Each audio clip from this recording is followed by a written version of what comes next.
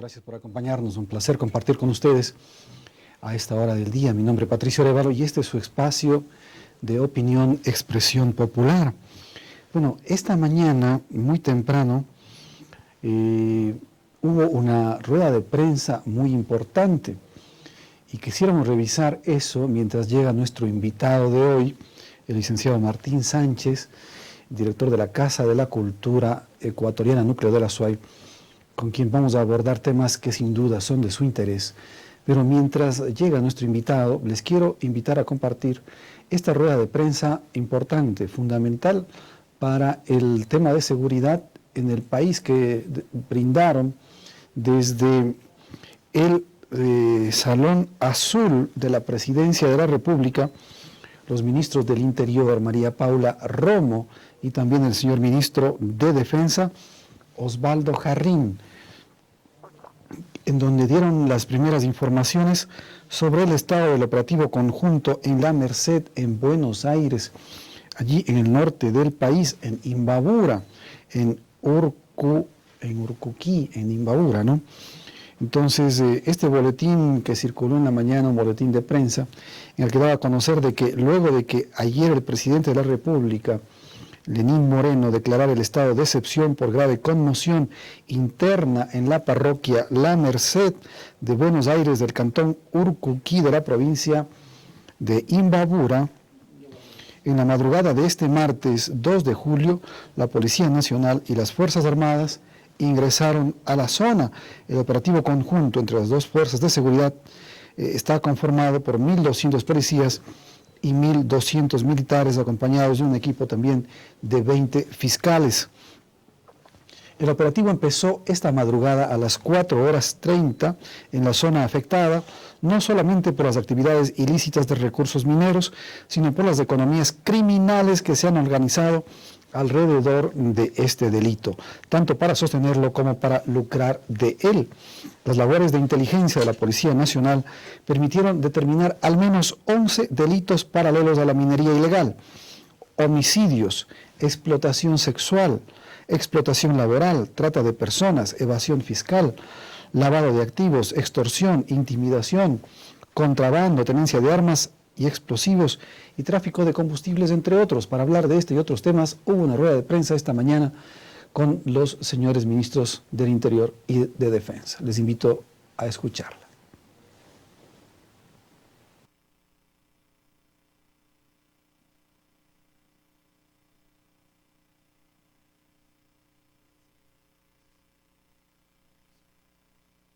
Agradecemos la presencia de las distintas autoridades en esta mañana y saludamos al ministro de Defensa, Osvaldo Jarrín, a la ministra del Interior, María Paula Romo, al jefe del Comando Conjunto de las Fuerzas Armadas, Roque Moreira, y al comandante general de la Policía Nacional, Nelson Villegas. Agradecemos su presencia, también a de los medios de comunicación. Señores ministros, cuando ustedes lo dispongan, podemos dar inicio a esta rueda de prensa y posteriormente a esta, como hemos conversado con los distintos compañeros de los medios de comunicación, abriremos una ronda de preguntas. Señores ministros, cuando ustedes lo dispongan.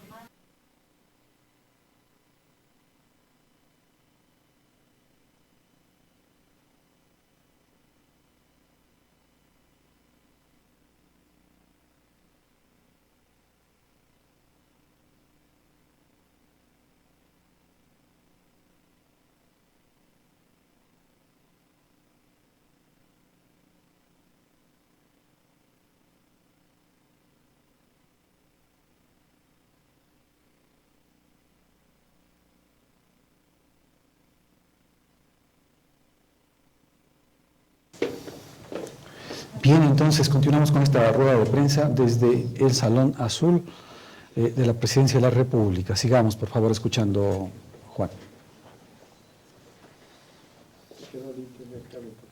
Estamos con una dificultad técnica. Bueno, mientras tanto, nosotros tenemos ya a nuestro invitado aquí en nuestro estudio. Es el licenciado Martín Sánchez, director de la Casa de la Cultura Núcleo de la SUAY, con quien vamos a compartir esta mañana, sin duda temas que son también de su interés. Acaba de venir también de una rueda de prensa y ha compartido importante información. Ellos están muy pendientes, sobre todo, de que los recursos que son destinados a la provincia de la Azuay, a la ciudad de Cuenca, en el tema de cultura, vengan en la forma en la que deben llegar, toda vez de que se han anunciado recortes y se han anunciado también disminución significativa. La ciudad de Cuenca vive de la cultura y tiene que seguir viviendo de esto. Así es que doy la más cordial bienvenida al licenciado Martín Sánchez. Bienvenido, gracias por acompañarnos. ¿Cómo está usted?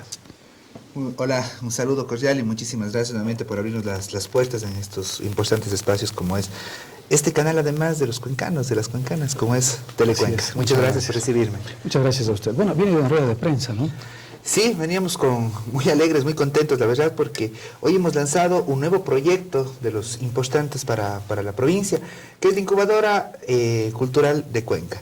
Un proyecto que lo que busca es tomar los proyectos de emprendimiento cultural que tienen los diferentes actores y gestores culturales, dotarles de un espacio físico de trabajo, como dicen, de coworking, yo insisto, lo digo minga, con otros actores, pero sobre todo con profesionales de las áreas de economía, para que esos proyectos tengan todo el seguimiento técnico que debe tener un proyecto a través de la economía, en la comunicación, el marketing, que tenga además un seguimiento de todo lo que es la planificación estratégica, misión, visión, un acompañamiento, inclusive en lo que son las áreas de cómo escribir bien el proyecto. Es decir, un proceso completo de incubación para luego pasar a esta sala dotada con todo lo necesario para que estos proyectos se conviertan en emprendimientos y estos emprendimientos se conviertan en empresas. Apostar y pensar que tenemos que ir hacia el generar empresas culturales en Cuenca para que poder apostar al tema de la sostenibilidad de los diferentes proyectos culturales. Si es que mi proyecto es sostenible, voy a ganar. Si es que gano, puedo producir más y mejor. Es decir, tenemos que romper el tema de la precariedad sobre la cual hemos estado trabajando. La parte final de este proyecto implica el acceso a un capital semilla a través de créditos, que es otro problema, ¿no? Al actor cultural no nos dan créditos, no somos sujetos de crédito. En este caso, quienes pasen por el proceso de incubación podrán acceder a créditos con cosas súper preferenciales para poder trabajar en sus proyectos. ¿Quiénes estamos involucrados? El GAD de Cuenca está involucrado además, en este caso, la cooperativa Caja, que me parece muy interesante que el sector privado empiece a apostar, la Cámara de Comercio. ¿Para qué? Para que nuestros emprendimientos, la gente que trabajamos en cultura, empecemos a entrar en este circuito también de las actividades comerciales. ¿Por qué razón? Porque el sector cultural es un sector que genera economía y por tanto es un sector que merece, necesita esos recursos y además la reinversión permite la generación de más recursos en temas de esto. Por eso está también la Cámara de Comercio y por supuesto nuestras 3 universidades, en este caso, que nos permiten, ¿qué cosa? Poder ingresar con el aporte de ellos, con los docentes que puedan apostar en la parte académica, en las ramas técnicas, para que nuestros emprendedores tengan todo ese acompañamiento académico y técnico para la asociación de este proyecto. Bueno, importante entonces toda esa información que nos comparte este tema del coworking, ¿no? Y que usted dice minga, que es el trabajo colaborativo o trabajo entre todos. Pero bien, en días anteriores hemos estado pendientes de dar seguimiento a esta tarea que ustedes también la brindaron mediante una rueda de prensa, es la preocupación que existe sobre los recursos para la ciudad de Cuenca. En esta ocasión estuvo usted acompañado de autoridades de aquí de la ciudad de Cuenca, de la provincia de la Azuay, la señora viceprefecta también participó, el señor alcalde, participó el señor rector de la Universidad Católica. Es decir, se generó ya un espacio en donde la academia, la ciudad, la provincia se unen en torno a la defensa de la cultura. ¿Cómo ha avanzado ese proceso de exigir, ya no pedir, exigir los recursos que pertenecen a la ciudad? Mira, lo que nosotros ese día lanzábamos, o con el acompañamiento de todos los días, es este reclamo explícito a lo que está pasando en el Ecuador. A nivel, primero, de casas de la cultura y el abandono en el cual se nos tiene a la provincia de la Azuay. ¿Qué es lo que hablábamos ese día con el alcalde? Estuvo también el rector de la Universidad Católica de Cuenca, el doctor Enrique Pozo, quien además se ha sumado con mucho interés a esta campaña, que es el decir, a ver, somos una ciudad patrimonio cultural de la humanidad, vamos a cumplir 20 años como ciudad patrimonio. Somos una ciudad que ha apostado a la cultura desde sus inicios mismos. Somos una provincia llena de actores, de gestores culturales, de creadores. Somos una provincia que guarda, que regenta, que cuida un patrimonio. Pero resulta que pese a que tenemos todo eso, recibimos un presupuesto del 4.32% del presupuesto que llega a nivel de casas de la cultura. Ojo, en esta primera etapa no estamos pidiendo más recursos. Estamos pidiendo que los recursos que ya existen se distribuyan equitativamente. ¿Por qué? Porque en este momento estamos nosotros siendo perjudicados porque de los 100% de recursos que tiene la Casa de la Cultura, el 51, el 53% se queda en la sede nacional para atender exclusivamente a la sede nacional, porque ni siquiera atiende a Quito, ni siquiera atiende a Pichincha, se atiende estrictamente a ellos. Y ese 4.3% que les mencionaba, que nos llega a nosotros como provincia. Eso no está bien. Y ojo, ¿qué es lo que ocurre aquí? Hay una ley orgánica de cultura, hay un reglamento de esa ley orgánica de cultura que establece cuáles son los parámetros para la distribución equitativa de esos recursos. Y en este sentido, si es que se aplicara la ley y se aplicara el reglamento, nosotros los azuayos y las azuayas tuviéramos un presupuesto al menos de unos 250.000 más anuales. ¿Qué es lo que está pasando? Sencillamente, desde la sede nacional se ha dicho muy claramente que no se va a cumplir la ley, no lo están haciendo, no lo van a hacer, consideran que es inaplicable, encuentran argumentos que supuestamente la ley se contradice con el reglamento, buscan salidas jurídicas, hasta donde todos sabemos en derecho público se hace lo que está escrito. Está la ley, está el reglamento, debe cumplirse, nada más, pero eso no ocurre.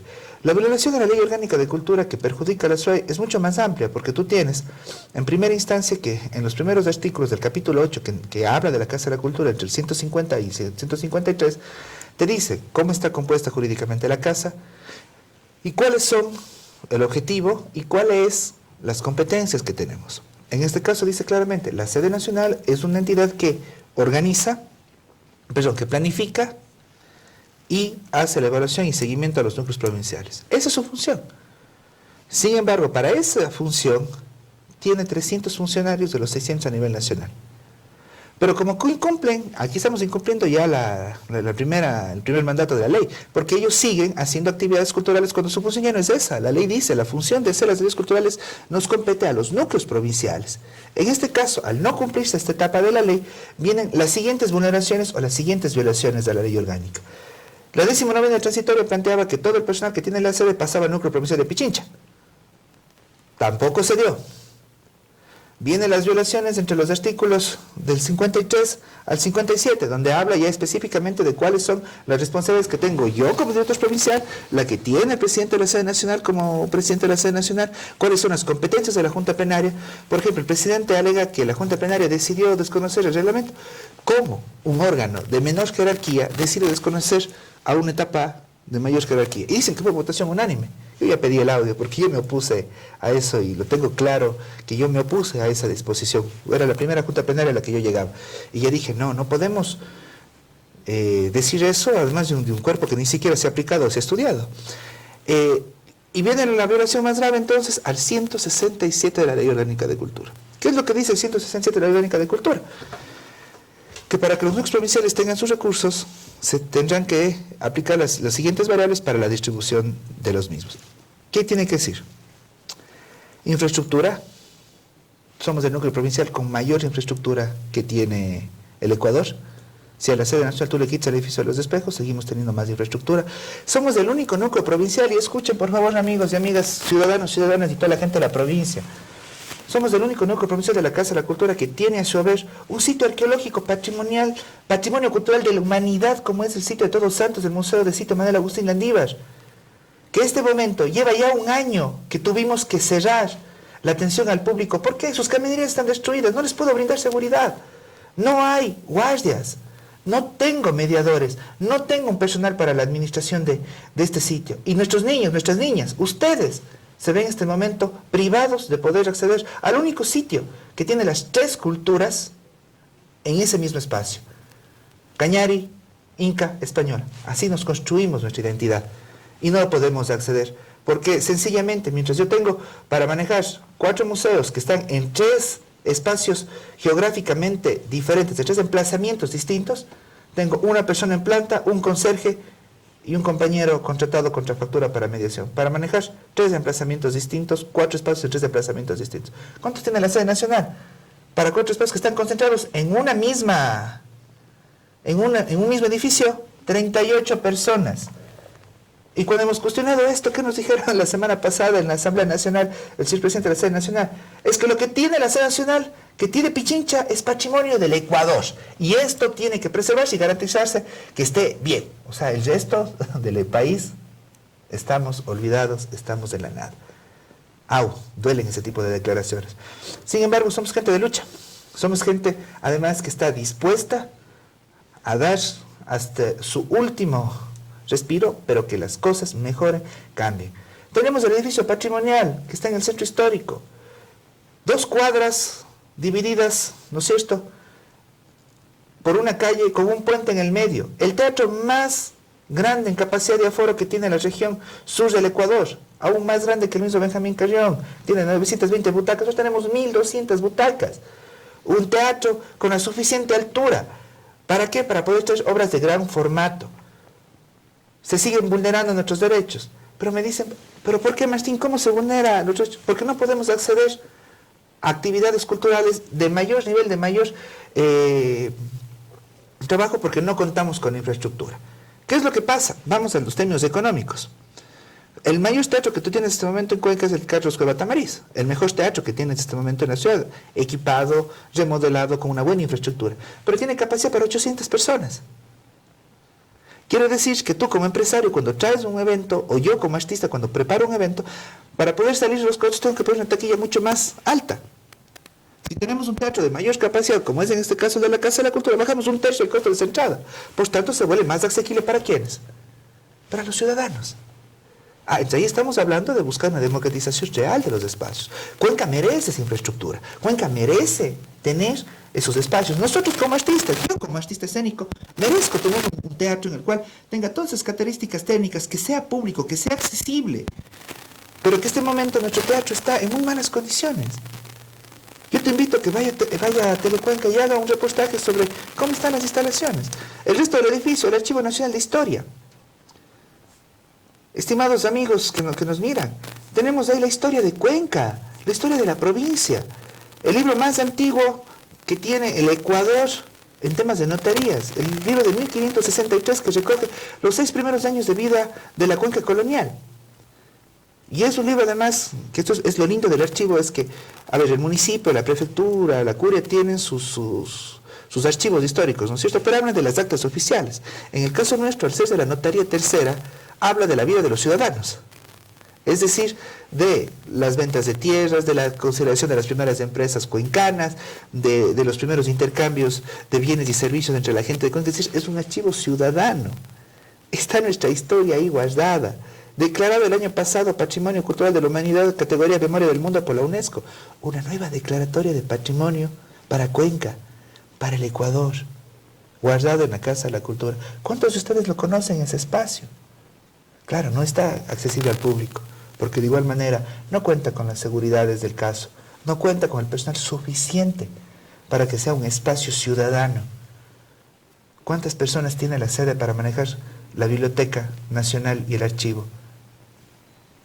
Más de 20 personas. Nosotros tenemos apenas para la biblioteca una persona que tiene 3 pisos. Y para el Archivo Nacional tenemos 2 personas. Esos son los números. Y la ley te dice, corrijamos eso. Porque la segunda variable de la ley, ¿qué te habla? Densidad poblacionaria. El último acápite te habla de eficiencia administrativa, entra la cantidad de funcionarios que tiene, y el otro interculturalidad, en donde estamos todos los inscritos en el rol. Yo he pensado mucho por qué este ataque tanto al Registro Único de Actores Culturales y a la gente de la gestión cultural. Es porque precisamente una de las variables es que entre más compañeros artistas estemos registrados, mayor presupuesto tiene. La Suiza es una de las provincias con más número de registros a nivel nacional. Por eso es que también se ataca tanto a la gente del RUAC, porque eso implica tener mayor asignación presupuestaria. Todo esto se está violando. La Casa de la Cultura, seguimos, biblioteca, todos los espacios, la galería de oficios, la librería, el espacio que abrimos para los niños. Es decir, son 12.000 metros cuadrados de construcción en pleno corazón del centro histórico de Cuenca, que puede ser el centro cultural más importante desde mi punto de vista de toda la parte norte de Latinoamérica. ¿Por qué? Porque tenemos ese potencial. Yo insisto, el proyecto de remodelación que planteamos habla de ¿qué? De mirarnos todo, desaparecer las oficinas, rompamos la burocracia, que todo se vuelva, ¿qué cosa? Salas de ensayo, salas de danza, salas de música, salas de teatro, salas de cine, que tú vayas con tus babas a recorrer la casa. ¿Por qué? Porque estás colindando con todas las actividades culturales, en lugar de gastarte $10 en un canguil, en los multicines, ve a ver actividades culturales con tu familia, que es solo un espacio ciudadano. Ese es el proyecto que tenemos y al cual estamos apuntando, pero necesitamos los recursos para esa inversión. Salón del Pueblo, otro edificio emblemático, parte del antiguo convento del Carmelo, costado de la catedral, edificio patrimonial, edificio de finales de los 1600. De igual manera, sin personal y sin guardianía, sin equipos contra incendios, un sitio patrimonial de Cuenca de la humanidad. Cuando aprendemos esto, y le hemos dicho al presidente, los hemos reunido con el presidente de la SED Nacional, le planteamos esto hace un año atrás, le dijimos, vea, estas son nuestras necesidades, este es el diagnóstico de la Casa de la Cultura. Nunca tuvimos respuesta. ¿Por qué? Porque evidentemente implicaba el desconcentrar los recursos que ellos tienen en la sede. ¿Para qué? Para que pueda dinamizarse mejor la economía de la SUAY, para que progrese los temas culturales a través de la Casa de la Cultura. Esto no está ocurriendo. La semana pasada tuvimos la comparecencia, y ojo, yo siempre soy muy agradecido con la gente que lucha. En este caso, por ejemplo, los asambleístas, liderados por Lourdes Cuesta, con Cristóbal Lloredo. Juan Cristóbal, muchísimas gracias, nos facilitó sus oficinas, todo en Quito, para que podamos preparar la comparecencia. Doris Solís y demás, que estuvieron en ese apoyo fuerte a la causa de la gestión cultural. ¿Qué pasó aquí? Mira, yo me quedé sorprendido de las respuestas que se dieron ese día. El exministro Raúl Pérez Torres, lo he dicho, como digo, me gusta ser muy sincero, él fue un caballero con nosotros, no lo vamos a negar. Administrativamente siempre nos dio apoyo y soluciones a los temas administrativos inmediatos que planteamos, pero en el tema de la ejecución de la ley sí falló. Y en este caso, mira lo que pasa, cuando le consulta y él dice, sí, yo decidí no aplicar la ley y el reglamento. ¿Cómo puedes decir eso desde el ente rector de la cultura y patrimonio? Le permitiste entonces a que la sede nacional haga lo que quiso con este tema. ¿Qué es lo que hizo? Simplemente concentrar los recursos, no cumplir la 19ª, no cumplir los artículos de la ley que ya mencioné, el 153, el 157, el 167, no cumplir con el reglamento de la ley, y con eso quedarse con los recursos concentrados en la sede nacional. Y como él lo dijo ese mismo día, la sede tiene sus recursos, lo que él dice, para él la ley dice que la sede tiene sus recursos y lo que sobra es lo que tiene que repartirse la pobreza entre los núcleos provinciales. No, señor. Usted habla de que la casa es una sola institución, de la casa somos de todos y todas, sin embargo, divide, trata de dividir. Dice que los actores culturales no somos parte de la Casa de la Cultura. Entonces, ¿para qué existe la Casa de la Cultura si los actores culturales, si los gestores culturales, si los que estamos de a pie, si los que construimos la cultura en nuestra provincia, no somos parte? Él dijo en la audiencia, lamentablemente, presidentes, y me señala a mí, todo está grabado en audio y video, por si acaso. Entonces, eso es a lo que nos hemos estado enfrentando. ¿Por qué? Porque la provincia se levantó. La acción de protección no la planteé yo como presidente de la Casa de la Cultura. No, señores.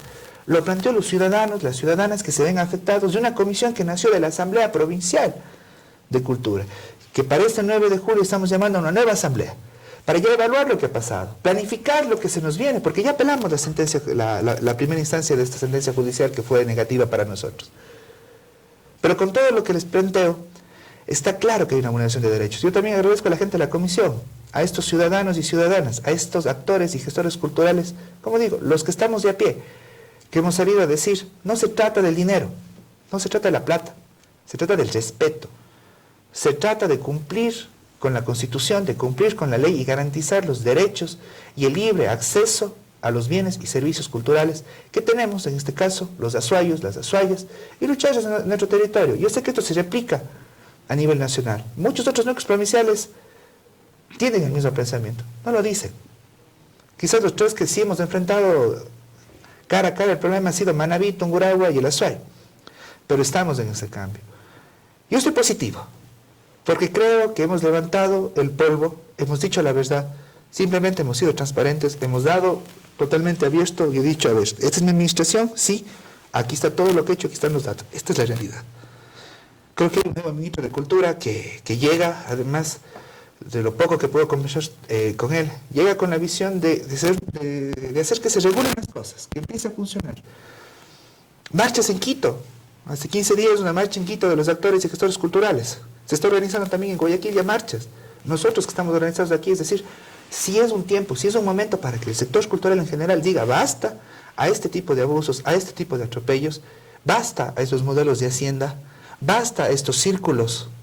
Ayer, en una entrevista en Radio Pichincha Universal, el presidente de la sede nacional le pregunta a la periodista y le dice, pero ¿usted cree, porque él dice que solo los miembros, entre comillas, más tradicionales de la casa son los que deberían estar en este momento liderando la institución?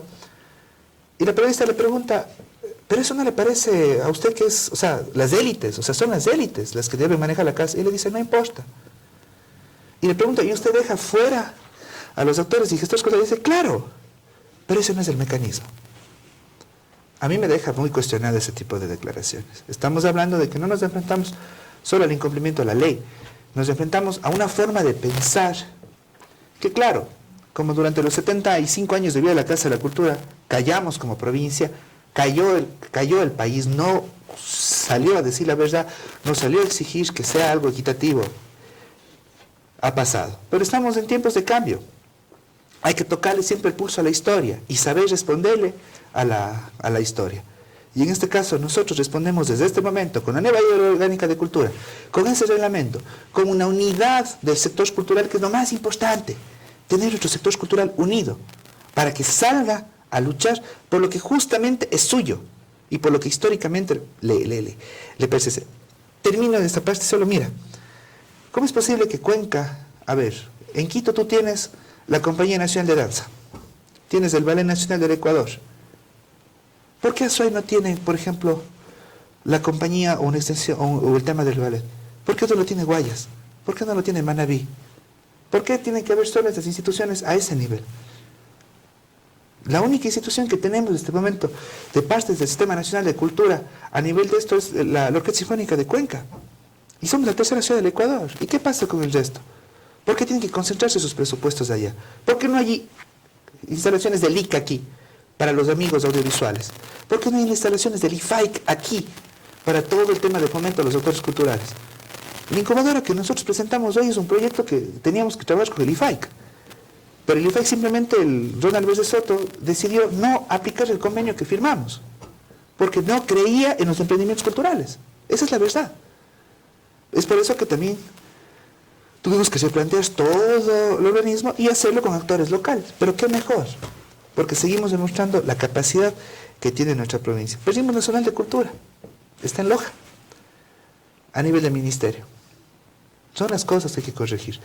Yo sí tengo este momento como mi fe puesta en que el nuevo ministro asume estos retos y nos dé buenas noticias en poco tiempo. Ahora, estuvo hace unos días aquí también acompañándonos y hablando de este tema el economista Enrique Serrano, que es parte también de la comisión de un colectivo que está defendiendo el tema de cultura. Pero nos hacía ver de que este es un olvido medio de siempre para la provincia de la Azuay, y no solo en el tema cultural, en el tema de vialidad, en el tema de conexiones aéreas, en el tema de atención turística, en todo. Es un olvido total hacia la provincia de la Azuay y hacia la ciudad de Cuenca. Es por esto entonces que se ha generado esta, no sé cómo llamarle, esta unidad en torno al reclamo de la Casa de la Cultura, de actores académicos, actores de la ciudad, actores de la provincia, y de personas vinculadas al servicio cotidiano, a fin de reclamar los recursos que le corresponden a la Azuay. Porque nos decía, se envía alrededor de 700 millones de dólares al año, pero lo que regresa no es ni el 10% de aquello. Entonces, esa era una de las preocupaciones. No se está exigiendo algo más, sino lo que pertenece a la Azuay. ¿Cómo ve usted esa cuestión? Mira, en este caso, sí, esa es una realidad que la tenemos en todos los ámbitos. Una cosa muy fuerte, muy dura que nosotros enfrentamos como Casa de la Cultura es que todos los recursos que yo genero y que me veo obligado además a cobrar porque temas de Contraloría y de control del gasto público, no los utilizo yo. Se van a la cuenta única del Tesoro Nacional y no regresan. Todos los arriendos, todos los locales comerciales, lo que tienen que pagar mis compañeros por el uso del teatro, se va a la cuenta del Tesoro Único Nacional. Es por eso que estamos nosotros desapareciendo los locales comerciales.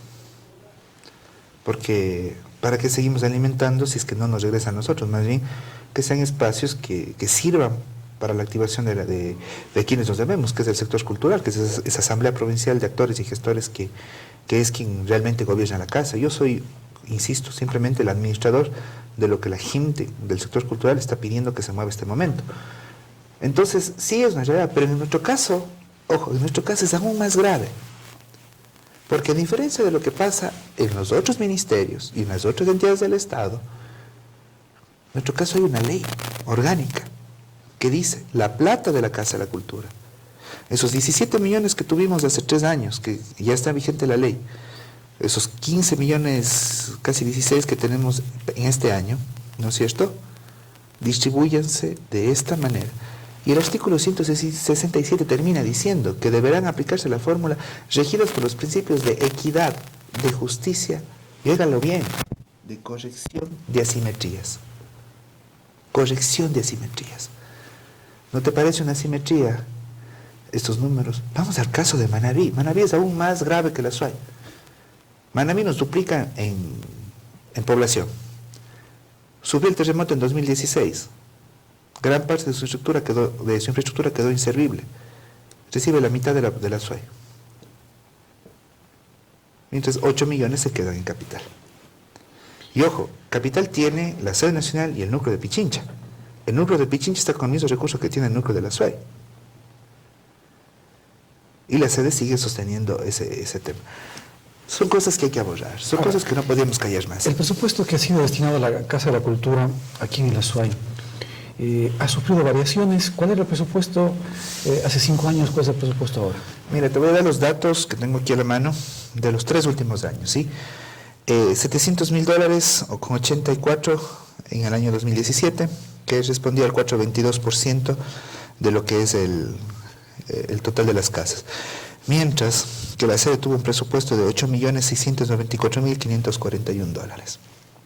Para el año 2018, 755,808, que corresponde al 4,39%. Ojo, si este monto subió fue por algunas gestiones que hicimos nosotros ya en la administración ante finanzas para poder subir ese recurso. ¿Cuánto tuvo la sede y el núcleo de Pichincha? Porque aquí ya en el 2018 ya está formalmente considerado el núcleo de Pichincha. $9,367,421. Óigase bien. 755 para la SUAY, 9,367,421 entre la sede y el núcleo de Pichincha.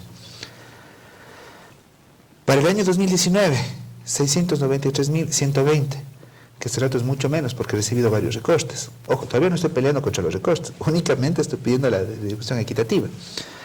¿Cuánto tuvo la sede y el núcleo de Pichincha? 8,109,430,4 centavos.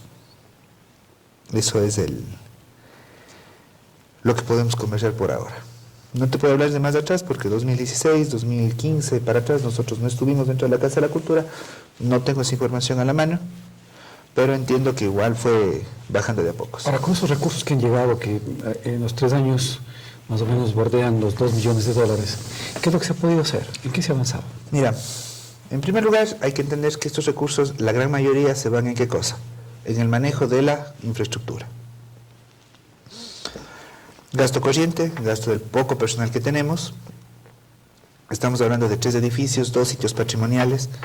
Por ejemplo, el caso de Manuel Agustín Andívar, aunque yo no pueda darle este momento de atención al público, no puedo dejar de hacer el tema de tratamiento al sitio patrimonial. El año pasado hicimos una inversión de casi $10,000 en qué, por ejemplo, en levantar toda la maleza que se estaba comiendo las piedras, recuperar el sitio, porque lamentablemente la administración anterior decidió que para activar el sitio debe hacer actividades culturales, entre comillas, celebrando los Inti Raymis y metiendo gente sin ningún tipo de control, lo cual provocó que varios muros colapsen en su sitio patrimonial. ¿Por qué no lo abrimos al público? Por ejemplo, porque si no tengo un mediador y un guardia, ¿qué me dice en este momento el arqueólogo? Martín, aquí no puede entrar más de 12, 14 personas. ¿Por qué? Porque va a pasar lo que ya hicieron. Habían 3 muros caídos, patrimoniales, patrimonio de la humanidad. Si invertimos en la recuperación, por ejemplo, de esos espacios para que se pueda preservar y mantener.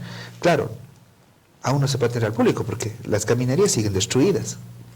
Es un riesgo de seguridad para el público. Es decir, gran parte de este presupuesto se va en mantener los edificios. Mira lo que es un edificio de 12,000 metros cuadrados. lo que tiene que ver con el material, lo que tiene que ver, por ejemplo, con el mantenimiento de las fichas del archivo nacional, el Salón del Pueblo, otra casa patrimoniales. Es decir, de estos $700.000 anuales, hablamos de que 450 se va en temas de personal. Los 220, 230 más o menos se van entre todo lo que tiene que ver con mantenimiento, el tema de los vehículos, y eso que yo no ocupo los vehículos para fines ni siquiera míos, ni siquiera yo cuando salgo por ejemplo, en entrevistas como esa utilizo los vehículos institucionales, y es chistoso, tengo 2 vehículos oficiales y no tengo chofer. Tenemos el conserje que es quien nos apoya manejando los vehículos porque los funcionarios no podemos hacerlo por ley, por norma. Todo esto se va en la adquisición de los materiales de oficina, de aseo, el pago de servicios básicos. Por ejemplo, nosotros hemos hecho una activación muy fuerte del Teatro de la Casa, antes se usaba una vez al mes, ahora estamos hablando de que el Teatro de la Casa tiene una utilización de 3 a 4 veces por semana. Pero claro, esto eleva ¿qué cosa? Planillas de luz, planillas de agua. Hemos mejorado los servicios de internet para el acceso a la gente. Es decir, hay recursos únicamente para el funcionamiento. Claro. A mí me queda un poco menos de $80.000 para el manejo de la casa, para el tema ya de inversión en proyectos culturales. Al año, cuando hablamos de una población de 850.000 habitantes, estamos hablando que tengo un centavo por habitante.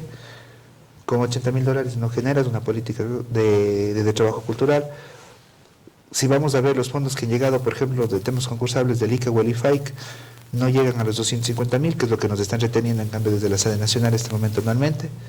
Entonces, es decir, ¿qué es lo que hicimos nosotros? Somos actores y gestores culturales, no nos vamos a quedar por la falta de presupuesto. Ojo, toda la activación que tú ves, que pasamos de los 90 eventos que tenía la Casa de la Cultura a 360 en el año, tuvieron que ver con implementar políticas públicas de acceso, es decir, a ver, sacamos todo lo que había en los espacios, creamos salas de ensayo para que la gente pueda producir, pueda crear.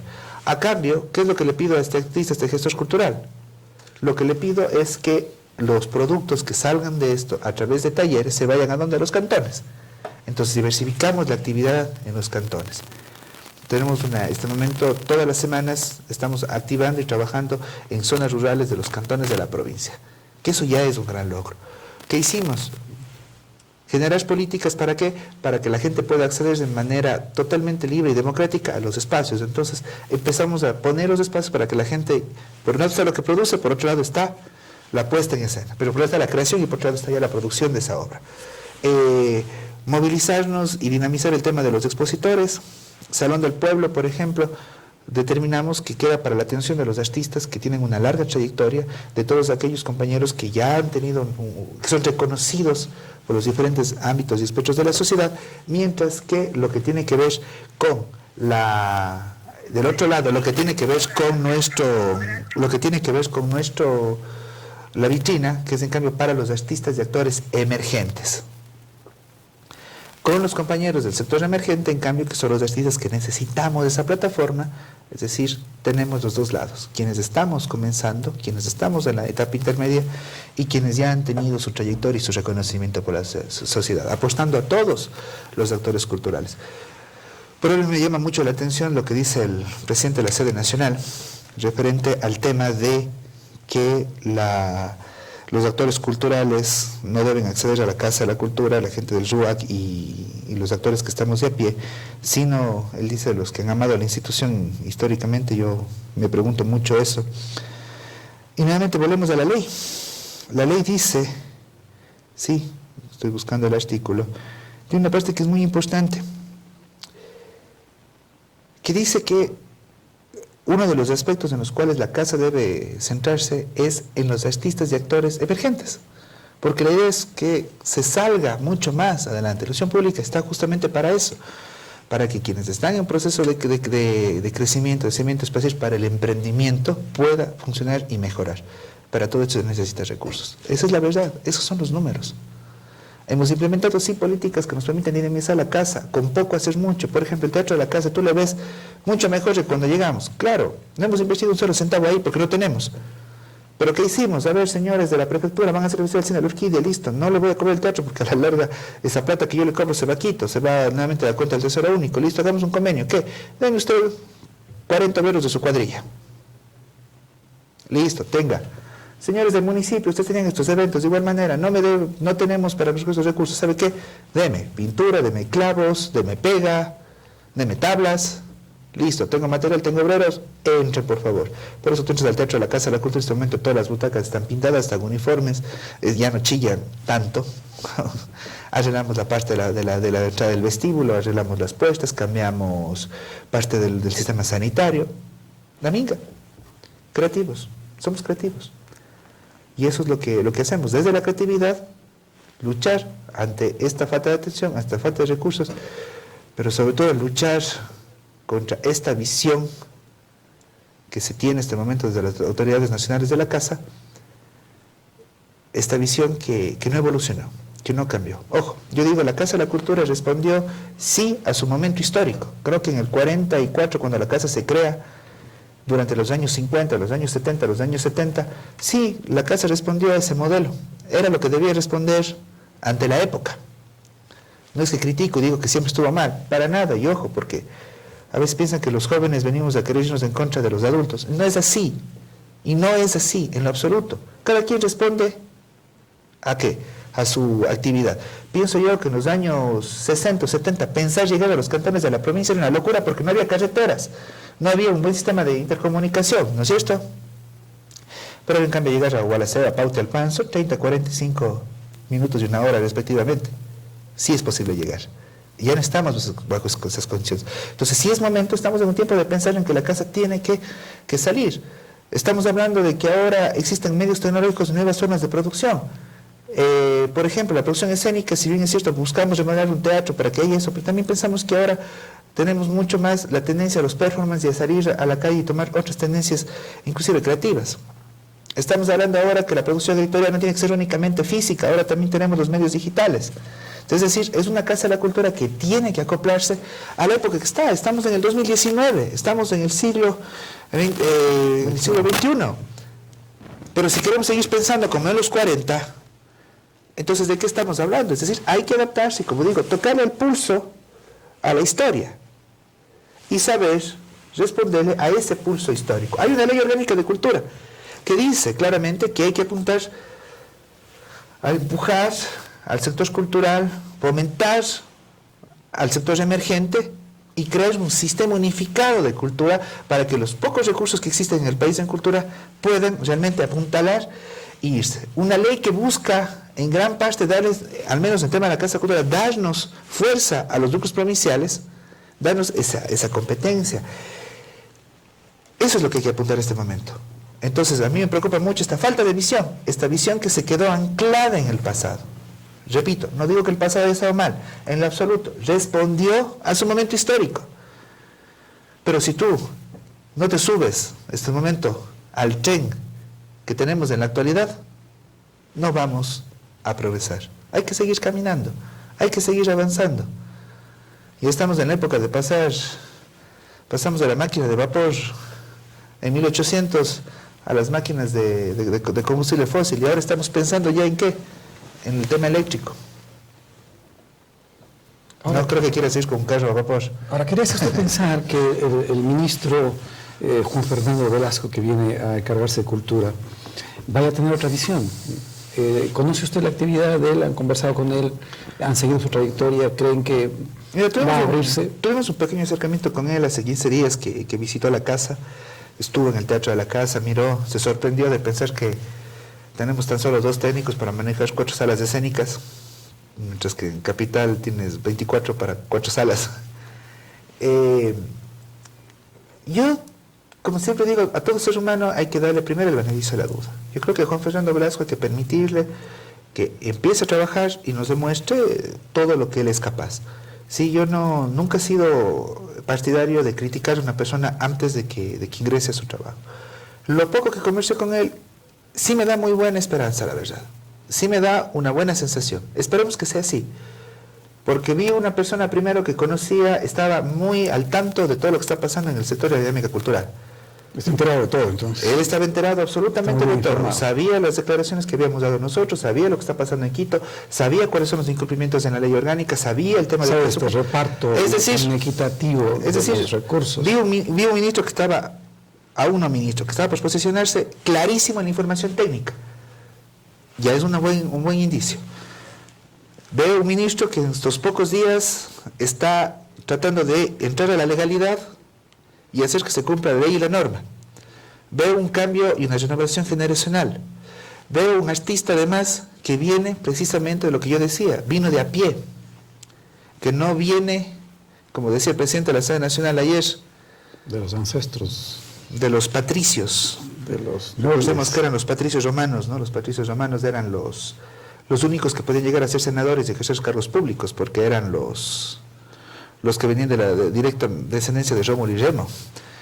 En este caso veo un ministro que creo que va a dar un giro y un cambio interesante al sector cultural. Hay que darle la oportunidad, hay que apoyarle en su gestión y ir evaluando. Y si es que las cosas no marchan, pues habrá que ser críticos también con él. Pero esperemos que eso no pase. Esperemos más bien que podamos sumar. Insisto, siempre hay que apuntar a sumar. Siempre hay que apuntar a ir más allá. Yo aquí, nuevamente, ojo, la Comisión de Cultura, Educación y Cultura de la Asamblea Nacional tiene que estar pendiente. Lo que pasó el día miércoles pasado, realmente para mí es una vergüenza del sector público. Tener a dos autoridades nacionales que digan abiertamente, que no cumplen la ley, porque no están de acuerdo y porque quieren mantener un modelo tradicional eterno.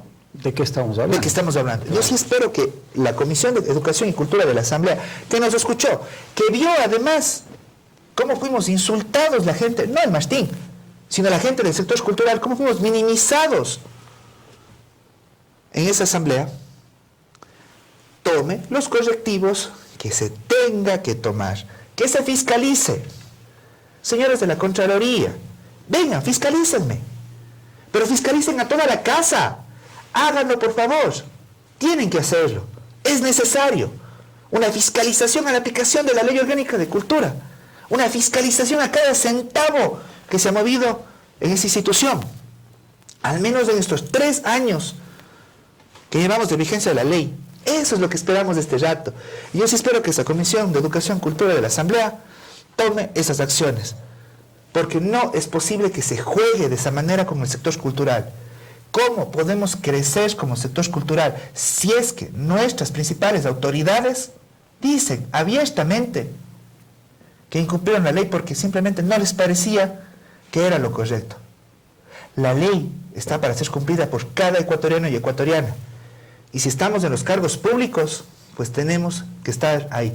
En nuestro caso, me han dicho de todo en este tiempo, mi querido amigo. Ya me tildaron de enemigo de la casa, ya me dijeron que justamente que el peligro que había de abrir la Casa de la Cultura a la gente del sector era que venga gente como yo. Ya me lo han dicho. Pero yo creo que estoy luchando por lo que me manda mi asamblea, que son los artistas y gestores culturales. Miembros de la Casa de la Cultura, sí, porque yo los respeto mucho. Les admiro. Yo a los miembros tradicionales de la Casa de Cuenca, sí les admiro porque han sido referentes culturales. Así como admiro y respeto a todos los actores culturales que estamos de pie, que entramos a través del RUAC. ¿Por qué? Porque somos los que estamos construyendo, dinamizando y modificando. Todos somos un solo sector. Todos somos azuayos y azuayas. Todos somos ecuatorianos. No podemos dividirnos por más o menos categoría. Insisto, ¿quién es el que califica a la larga la actuación cultural? El público. El público es el que compra, no tu libro. ¿No es cierto? El público es el que compra, no la entrada para ver tu obra. Ellos nos juzgan. El resto, todos somos trabajadores del arte. Estos modelos que lo que buscaban es mantenernos divididos, ¿para qué? Para que no nos unamos, porque unidos vamos a luchar contra este tipo de injusticias que existen como este reparto inequitativo. Hay una ley de cultura, esta ley de cultura, que duró 10 años en ser trabajada. No puede ser que en menos de 6 meses de su aprobación ya haya sido violada e irrespetada para mantener los modelos de quienes se opusieron a la ley. Claro que se oponían a la creación de la ley, porque la ley reglamenta, regula, y les dice, a ver, hay que acabar las haciendas, hay que acabar los feudos, y el sector cultural merece la verdad. Yo sí me opongo en este momento, quieren plantear modificaciones y cambios a la ley. Por supuesto que hay cosas que en la ley podríamos modificarlas y cambiarlas, pero dejemos que la ley se aplique primero. ¿Cómo cambias algo que nunca dejaste que se aplique? Y además que no nos consultes a los sectores culturales. Yo les reto que si quieren hacer un cambio a la ley orgánica de cultura, no lo hagan a través de los directores provinciales de las casas, no, háganlo a través de las asambleas, para ver si es que el sector cultural está de acuerdo con lo que quieren plantear los cambios. Democráticamente, somos fondos públicos, el Ministerio de Cultura, la Casa de la Cultura, el IFAIC, el ICA, son instituciones públicas, reciben fondos del Estado, por tanto se rigen a la Constitución al 100%, y es dinero de todos los ecuatorianos y ecuatorianas. Eso es a lo que tenemos que apuntar. Yo no estoy en contra ni del gobierno, no estoy en contra de los ministros, estoy en contra de las actuaciones que los seres humanos puedan hacer en desmedro de algún sector. Y en este caso se están violando los derechos culturales de nuestra provincia. Por eso planteamos la campaña en positivo. La campaña en apersonarnos todos los asuellos de lo que estamos haciendo. Mi danza, mi teatro, mi música. Tú eres periodista, también eres parte de la cultura. ¿Por qué no? Si el periodismo genera contenidos, genera ideas, genera cambios, también mi periodismo. Por tanto, todo eso es mi cultura, mi derecho. Que esa es la campaña que hemos lanzado y a la que les invito a todos los ciudadanos a sumarse. Mi cultura, mi derecho.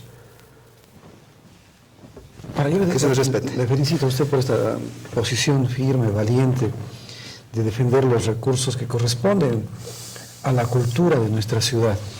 Toda vez de que hay incluso una carrera de arte aquí en una universidad local.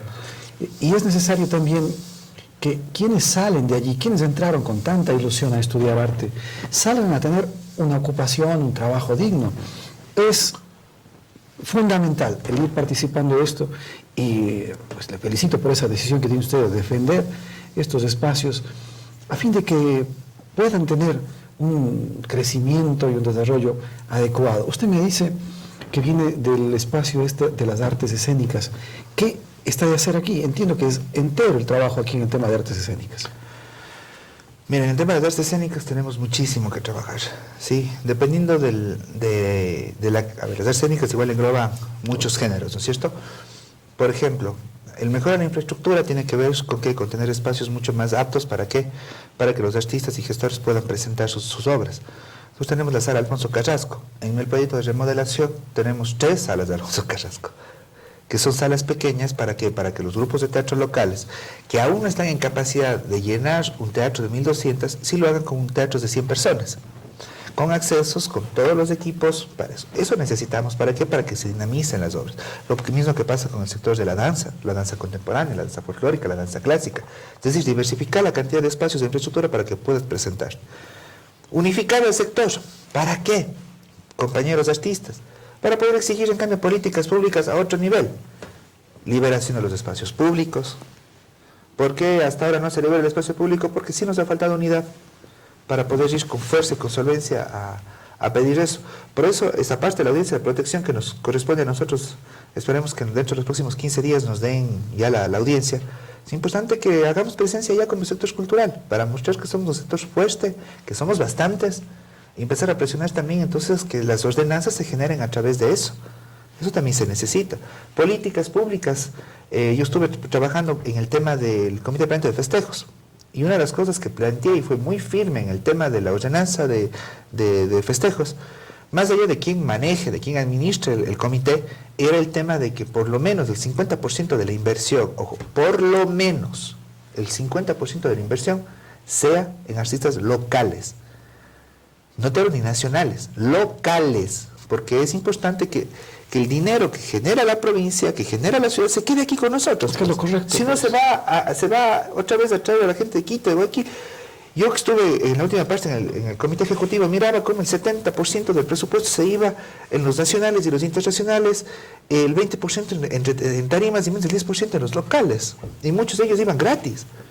¿Cómo hablamos de una activación económica del sector si tienes este tipo de situaciones? ¿Cómo hablamos de activación económica si las instituciones como el IFAIC no aporta a los temas de fomento, sino simplemente se quedan en los fondos concursables, entregando a 2 a 3 personas recursos en la provincia, cuando lo que se requiere son implementar políticas de fomento, como estamos haciendo con el tema de la incubadora? Eso es pensar y apuntar en un tema sostenible. Es decir, la unificación que merece el sector cultural en este momento es para empezar a apuntar a este tipo de objetivos más grandes. Necesitamos trabajar porque se construya una política y se defienda una política pública a nivel de cultura que permita dinamizar a nuestros sectores. que circulen capitales económicos para que podamos nosotros vivir dignamente y seguir creando dignamente, con las condiciones que deben tener. Tú como periodista, si no tuvieras las cámaras, si no tuvieras los micrófonos, si no tuvieras este set, y tuvieras que trabajar en, yo qué sé, con un celular nada más, ¿sería para tu carrera digno? Lo que nos pasa ahorita, los actores que vamos a actuar en el Teatro de la Casa, nos vemos en un camerino que no cuenta con las condiciones. Y no es falta de humildad, ojo, para nada, sino es tener las condiciones mínimas que nos permitan trabajar y apuntar hacia adelante. Entonces, a eso hay que apuntar, a eso es lo que estamos realmente apuntando como Casa de la Cultura. Y ojo, yo sí he visto mucho, esto que la ley orgánica crea, la Asamblea Provincial de Cultura, es muy fuerte, porque es una asamblea reconocida por ley, y al ser reconocida por ley, esta asamblea tiene capacidad de decisión y de movilización, que eso no existía antes. Es una asamblea legalmente constituida que puede entrar a debatir, a conversar, y por tanto a presionar cambios, no solo en la Casa de la Cultura, sino a nivel de todas las actividades culturales que tienen los GATS, municipales, parroquiales, a nivel de las estructuras de gobierno, como en este caso el ministerio. Porque hay que empezar a movilizar ese tipo de cosas, a mover las conciencias. ¿Cómo es posible? Vuelvo a decir, yo quisiera que el IFAIC, por ejemplo, y eso es una petición que le voy a hacer al señor ministro más adelante, que transparente, al igual que nosotros hemos sacado las tablas así con porcentajes y todo, cuánto fue a cada provincia, yo sí quiero que a través del Ministerio de Cultura se transparente esa información. A ver, en los últimos 3 años, así fue la distribución de los fondos del IFAIC a nivel de las provincias, con porcentajes, con números. Así fue la distribución del ICA, para que se pueda ver y podamos seguir mirando cómo está esto. Una de las cosas que le voy a pedir al señor ministro, espero que podamos trabajarlo así, para que se pueda ir transparentando la información y podamos hablarnos siempre con la verdad, con documentos en mano. Ayer estaba en una entrevista y llamó el señor presidente de la sede nacional en vivo. Y me decía que él está abierto al diálogo y que él apoya nuestra lucha, pero que no es que debe tratarse casa adentro, que no deben tocarse esos temas casa afuera. Bueno, casa adentro le ha tocado 2 años, pues, y no hay respuesta. Simplemente se tapa, se oculta las cosas. Y yo le decía al señor presidente después, por favor, si usted quiere un diálogo de verdad ahora, porque diálogo tuvimos 2 años, pero usted quiere retomar ahora esos diálogos, encantados. Pero comencemos hablando con la verdad, respóndame los documentos y los pedidos de información, que además, tú sabes, todo ciudadano, por la Constitución y la ley te dice que pues, puedes pedir información pública a cualquier institución. Pero aquí es muy vergonzoso que yo como autoridad provincial pida a la autoridad nacional una información pública y por escrito, formalmente, y no me entreguen información pública. Tengo que estar pidiendo insistencias permanentemente y estemos en el olvido. Eso es violencia, es una forma de violencia, en este caso a mí como presidente de la SUAY. Entonces aquí yo también sí me preocupo porque ojalá ya me respondan los pedidos de información que le hemos hecho. Y ahí sí dialoguemos, con papeles en mano, con la verdad en la mano, con el acto administrativo claro, porque así podemos ir construyendo patria. Ahora, ¿cuál es el presupuesto que requiere la Casa de la Cultura ecuatoriana para funcionar adecuadamente aquí en el Azuay, el núcleo de Azuay? Mira, nosotros hemos hecho para poder funcionar óptimamente, un escenario que estaríamos entre 1.200.000 y 1.400.000. Duplicarlo. Duplicar el presupuesto. En este momento lo que estamos luchando es porque al menos lleguemos al $1.000.000 a través de estos 250.000 anuales que se nos están quedando por la no aplicación de la ley orgánica. Más adelante habrá que implantar y seguir en la pelea para que lleguen mayores recursos a la provincia. Diario El Mercurio sacó hace unos 15 o 20 días atrás un artículo muy interesante porque ellos sumaban los recursos que tiene la Casa de la Cultura, los 690, pongamos 700, sumaba los 250 más o menos que tiene Pumapungo, sumaba algunas de las cosas que teníamos del ICA, del IFAI, y resulta que no llegábamos ni a 1,5 millones de asignación presupuestaria a toda la provincia. Y claro, cuando sumas los 28 millones que tenía el Ministerio de Cultura, sumas los 15 millones de la Casa de la Cultura, sumas el 1,5 millones del ICA, el 1,5 millones del IFAIC, sin contar con los 30 millones que había en el Expo Cultura, claro, tú tienes como 45 millones de dólares, de los cuales de la SUAY recibe 1,5 millones entre todas las instituciones culturales. Y ese dato fue aún más contundente y un golpe más fuerte que lo que pasa con la Casa de la Cultura. del maltrato. No puedo hablar más allá de la Casa de la Cultura en este momento, este es mi ámbito de acción por ahora, pero el sector cultural sí puede salirse de lo administrativo, ellos no están en la burocracia, así es que ellos se pueden hablar y reclamar. Al ser un actor cultural, ¿qué pasa con SAICE y Soprofam? Que también están llamados a apoyar al artista, a defender sus derechos. Mira, SAICE es un tema que debería entrarse a debatir, porque SAICE primero, para mí es una institución privada. Creo que está muy bien defender los derechos de los autores y compositores ecuatorianos, pero creo que también requiere transparencia, creo que también requiere que pueda haber realmente cuándo cobra las regalías y a quién están llegando esas regalías. Por ejemplo, yo he tenido muchas denuncias de compañeros de aquí que realmente el SAICE viene con amenazas que les van a cancelar los eventos y claro, legalmente le puede pedir al intendente que clausure un evento, pidiendo tasas elevadas a eventos que son pequeños. Es decir, bueno, si es que va a presentarse el año pasado Ricky Martin en el estadio, bueno, cóbrale eso. Oye, pero teníamos el otro día, me llamaron de la FEU hace un año y medio cuando entré a la casa, tenía un concierto universitario, por Dios, universitario, y no les dejaba hacer el SAICE hasta que les paguen una alta suma de recursos.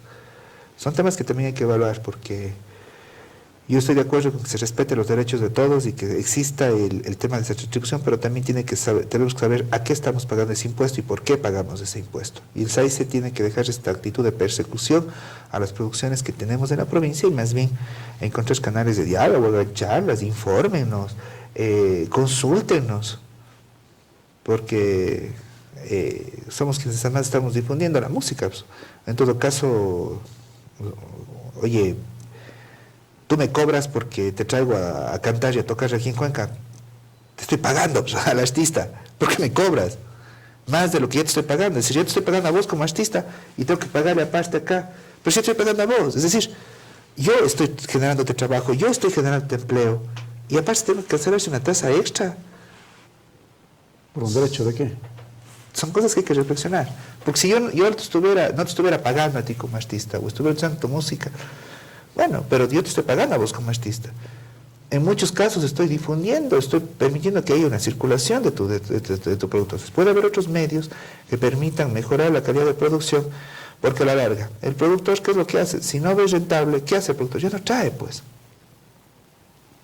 Tienes que ver el límite de rentabilidad que tienes en un evento.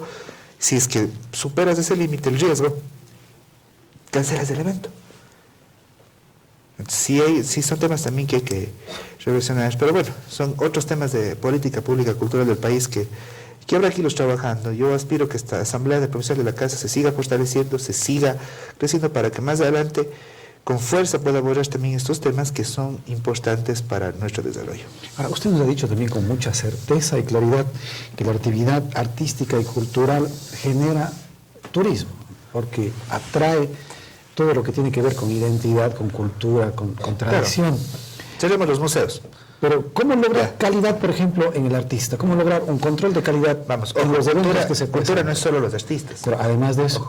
el tema del manejo de patrimonio, el tema de las casas editoriales y todo, cultura es mucho más amplio. De acuerdo. Pero a ver, ¿a qué me refiero? Mira, estamos en una emergencia. El Museo Manuel Agustín Landívar es cerrado. Eso perjudica al turista, perjudica al turismo, perjudica al barrio en donde tiene incidencia el museo.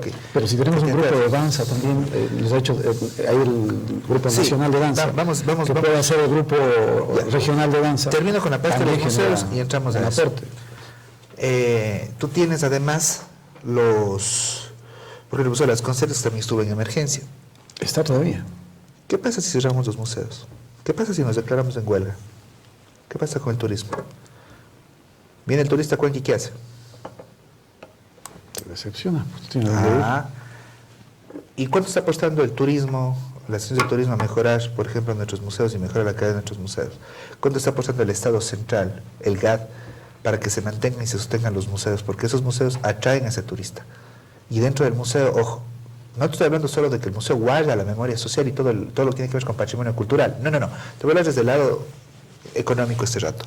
Paramos la economía del sector turístico. Y ojo, Cuenca, al igual que muchas ciudades, una de las fuentes importantes de ingresos son el turismo. Vamos a las de tres culturales. ¿Qué hace el turista después de las 5 de la tarde en la ciudad? Cuenca se está volviendo una ciudad de paso, porque llegas, caminas por el centro histórico y te vas fuera de la ciudad. Ahí es donde entran los grupos de danza, los grupos de música. Pero para eso, ¿qué necesitas? Infraestructura. Si yo tengo en la casa remodelado ese edificio, tengo creados mis 2 salas de cine, mis 3 salas para escénicos, y aparte de eso, el teatro grande, yo puedo tener una oferta cultural todos los días ahí con la gente del sector. Y la Casa de la Cultura tiene por qué meterse con esos recursos. Esos recursos son para la gente del sector. Y la gente del sector con eso puede seguir produciendo. ¿Y quién va a ser ese público objetivo? El turista, pues. Tú para venir como turista tienes que saber que siempre hay una actividad ahí. Para eso está la Casa de la Cultura. Para eso debería estar el ministerio también. Las diferentes casas municipales. Entonces, es decir, vuelvo al tema. O sea, si tú quieres mejorar también las cosas turísticas, tienes que empezar a invertir en los temas culturales. Porque esos son los que te traen la inversión a la larga del turista. Y el turista, ojo, el turista no invierte o no nos llega solo al sector ese recurso. Vos sabes que ¿quién gana con el turismo? Gana el chofer del taxi, gana la señora de las empanadas de viento, gana el señor de la tiendita que está al frente del Agustín Landívar, ¿no es cierto? Gana el señor de los almuerzos, ganan los amigos de San Francisco con sus artesanías y la venta de sus cosas. Es decir, activa un tema económico. Es un tema de reflexión que lo conversamos también con el alcalde Pedro Palazzo el otro día muy brevemente, y por suerte también encontré una ventana abierta con él de sí, que tiene una visión de eso y pero ¿cómo hablar por la calidad de esos eventos que se produzcan? ¿Quién es el encargado de cuidar la calidad de los eventos que se brindan al sector turístico, por ejemplo? A ver, vuelvo y repito, el público es el que decide. Si vos, no hay un control. O sea, es que mira, porque voy a llevar turistas y decir, vamos a ver a este cantante, sí, pero tú eres el de la empresa turística. Si yo te presento un espectáculo de mala calidad, ¿tú sigues vendiendo ese espectáculo? No. Es, como digo, es un tema simbionte. ¿Qué son las cosas simbiontes? O sea, yo necesito de ti, tú necesitas de mí. O sea, nos necesitamos para vivir. Si es que tú me permites a mí tener un ingreso económico permanente a través del turismo, yo voy a mejorar mi producto. Yo voy a mejorar mi capacidad. Mira, ¿qué pasó cuando se aplicó la Ley Orgánica de Comunicación? Cuando se dijo que toda la producción audiovisual tiene que ser del Ecuador, ¿qué empezó a ocurrir? Te viste en la obligación, los canales locales, ¿de qué? De mejorar su producción audiovisual. Invirtieron en cámaras la mayoría de canales. Muchos, antes no le parabas bola al técnico de iluminación, muchos técnicos de iluminación del Ecuador salieron a capacitarse. Si es que vos creas un ecosistema en el cual el actor cultural sabe que va a tener ese ingreso a través del turismo, va a mejorar su calidad, porque primero, dejas de correr para llegar al fin de mes con las justas, porque sabes que empieza a tener un ingreso más o menos permanente. Te esfuerzas, ¿por qué? Porque va a aumentar el tema competitivo. Por tanto, tú tienes que mejorar tu producción y tu calidad, que ya la tenemos. Entonces, todas son cosas que se van dando con la marcha, porque a la larga, ¿quién decide? ¿Quién es el mejor decidor de, o el público, la persona que consume? O sea, tú puedes tener, perdón, el ejemplo que voy a poner, pero tú puedes, lo que pasa es que siempre dicen en Cuenca, ¿no? Tú vas a la tienda de salchipapas, pues aquí ponen 5 al lado, pero vos decís a cuál vas. Una tiene algo especial, que es a la que vas a ir. Lo mismo nos pasa acá, es decir, el público es el que va a elegir a la final a dónde va a ir, y tú, el empresario turístico, necesita tener la garantía de que habrá espectáculos permanentes y que son espectáculos de calidad. Ellos nos van a exigir la calidad y nosotros como sectores culturales vamos a responder a ese nivel de calidad. ¿Qué políticas asociativas podemos nosotros integrar después? Eso es otro tema. Sería lindísimo, por ejemplo, digamos, ya remodelamos el edificio de la Casa de la Cultura. Tenemos las 3 salas. Entonces sabemos que todos los miércoles, jueves, viernes, sábado vamos a tener, al menos en una de ellas, teatro y en la otra danza. Entonces, ahí sí, a ver, compañeros, nos asociamos, creamos una asociación de artistas, asociatividad, nuevamente el tema del cooperativismo. Estos son los espectáculos que se van a presentar. La taquilla de lo que ingrese de esto es para el grupo. ¿No es cierto? Nosotros como casa vamos haciendo nuestra inversión, poniendo lo que es de todos, que es el recurso público, del espacio, la infraestructura y demás. Y listo. Y con estos vamos a la agencia de viajes. Y la agencia de viajes, ¿qué puede decir? Listo, sabe, y eso incluye en sus paquetes turísticos. Está prevendido. Hay mecanismos. Lo que hay que buscar es que esos mecanismos se empiecen a aplicar y tener la visión de hacerlo. Lo te decía hace un rato, lo que me pasa, para mí que es el problema este rato con la aplicación de la ley, la falta de visión. Seguir pensando en un Ecuador post Segunda Guerra Mundial, post Tratado de Río de Janeiro de 1944, a pensar en un Ecuador y en un sector cultural del año 2019, que ha evolucionado completamente. Ahora, en este tema de las artes escénicas se puso mucho empeño y hubo una ilusión grande de quienes querían participar del circo social. Todo eso quedó en nada. No hay ninguna intención de revivir esa tarea para que la gente... No te puedo hablar de un se ilusione proyecto que fue del Estado en este caso y que tuvo sus aciertos y fracasos, a la final desapareció. No te podría hablar de un proyecto del que no estoy informado al 100%. Ahora, otro elemento importante tiene que ver precisamente con el tema de las letras. Hay muchos escritores que dicen: yo no puedo publicar un libro en la Casa de la Cultura. ¿Qué pasa?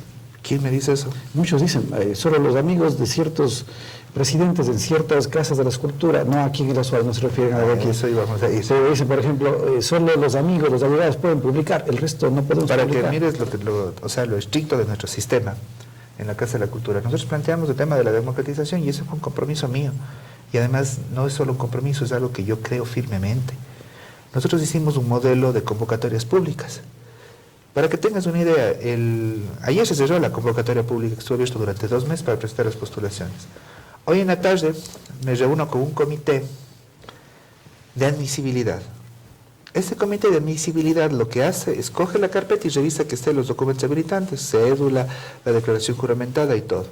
Y le pasa al jurado, al Consejo Editorial con un seudónimo. Ya. O sea, vamos a saber quién es. Para que no sepan quién es. No hay favoritismo. Aquí solo la secretaria y los 2 compañeros del jurídico sabrán, porque ellos vamos a verificar, pero el comité no tiene por qué saberlo.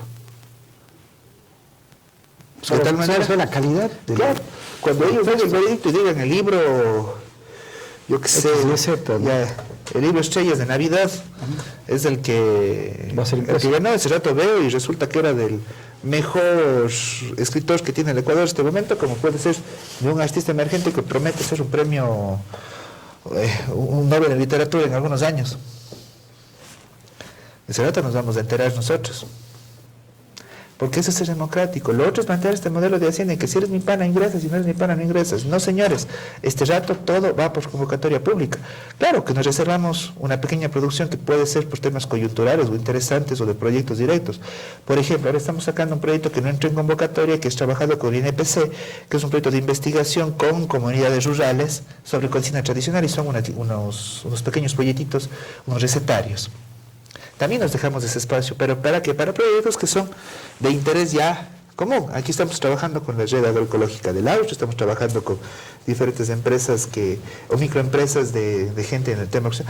¿Quién dice que la concentración en la escultura, por ejemplo? También es cultura. Entonces, sí dejamos esa parte. O sea, más bien ahí, creo que esos son los modelos. A eso me refería hace un momento, que hay que adaptarse al Ecuador del siglo XXI. Ya no podemos seguir manteniendo esta cuestión de compadrazgos. Este rato, la política pública tiene que ser abierta, democrática y reconocer que lo que el Estado ecuatoriano aporta en términos económicos a cualquier institución, como en este caso a la Casa de la Cultura, le corresponde de manera igualitaria y democrática absolutamente a todos los habitantes de la zona de incidencia. ¿Cómo está el desarrollo de los jóvenes en el tema de los escritores? ¿Hay nuevos escritores? Oye, la semana pasada mucho. tuve un evento lindísimo que lo hicieron un colectivo de jóvenes, poetas, entre ellos Isabel Aguilar, Jorge Aguilar y otros más. ¿Qué es lo que hicieron? Se llamó terrorismo poético, llevar la poesía al espacio público.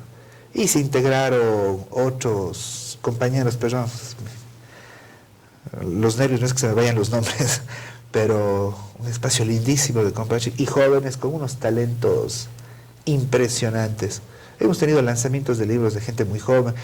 En la convocatoria anterior ganaron 3 jóvenes, oye, con unas propuestas increíbles, un libro visual de un artista que se llama Diego Humberto, así es su nombre artístico. Oye, qué cosa más increíble, era toda la recopilación de sus bocetos de diferentes temas visuales. Es un diseñador increíble el potencial que tiene el compañero, y así hay el viaje de Méndez, de otro autor, que Jorge Dávila me decía: Martín, este compañero es uno de los futuros más grandes escritores que va a tener este país, dicho por Jorge Dávila. Es decir, sí hay esa producción, sí hay una... Se viene un buen grupo de escritores. Oye, siempre se va renovando, o sea, todos tuvimos nuestro momento de aporte. Nuestros grandes escritores tuvieron su momento de auge, de gloria, y ahora están también permitiendo la renovación. que eso es lo que permite que la vida siga, o sea, somos cíclicos.